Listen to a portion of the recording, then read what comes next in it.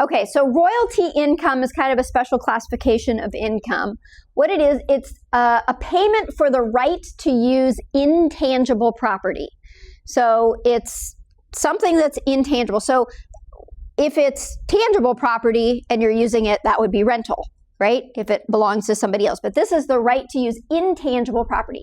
They're paid for the use of books, stories, plays, copyrights, trademarks, formulas, and patents, and from the exploitation of natural resources, such as coal, gas, or timber. When they're paid, what the recipient receives a 1099 miscellaneous, and in box 2, it's indicated royalties. Okay, pretty simple. If it's a royalty, there's no self-employment tax associated with it. Now, sometimes it gets a little bit tricky because if you're talking about somebody that is an author and that's what they do for a living, that is their trade or business, then even if it's reported on a royalty statement, it becomes self-employment income because that's their trade or business. So, and I would see that when I was practicing, I would get individuals who, because I had a lot of professors who would receive, like they had a patent or something, or they had written books. And if their income, if they were doing a lot of they were treating it as a trade or business, then we'd have to, even though it was reported on a 1099 for royalties, we would have to report it on a Schedule C because it became a trade or business for them to do that. Or if they were retired professors, they're mostly retired, so they would get this income, but it was kind of like a second career for them. They do not include payments for services, even when services performed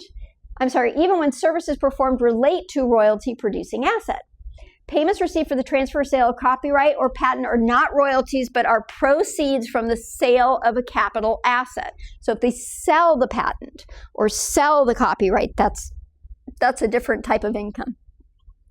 So if the royalty is a result of a trade or business, they would report it on Schedule C. If it's not, if the royalty is from a non-trade or business activity, such as an investment, the royalty income should be reported on the Schedule E. Here's an example. Shea is the author of a best-selling book of poetry for which he receives royalties. He also presents at seminars and does readings of his book of poetry throughout the country. Payments for the readings and seminars are not royalties. That would be Schedule C income. He reports his income from the readings and seminars on Schedule C. Now, see, I don't agree with how they've treated this. They say that he would report his royalties from the books on a Schedule E. I think it should be a Schedule C because it's part of his trade or business that's subject to this. So I actually think they're wrong with this particular example. That could be debated. So this is just one of those gray areas as well. Maybe a more aggressive accountant would go ahead and call that a Schedule E income royalty.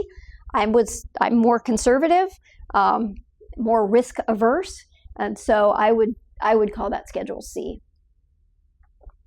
Here's Nina, full-time author of novels. Nihal, full-time author of novels. Has an office in his home, no other source of income, receives his novel, from his novels he receives royalties. They're considered to be trade or business. That one's a little bit more clear cut. So Lily is a business executive with a large import-export company. She also owns some land in South Texas, and she gets some royalties from that land because she has leased it out to an oil company that is doing exploratory work. That's considered royalties. That would be reported on Schedule E.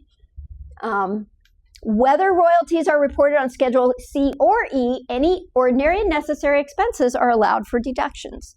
So even if it is reported on Schedule E, you can still claim any ordinary and necessary expenses there. Like an example, so if Lily decided to travel down to South Texas to visit her land, then the travel expenses for that could offset the Schedule E expenses for the royalty income.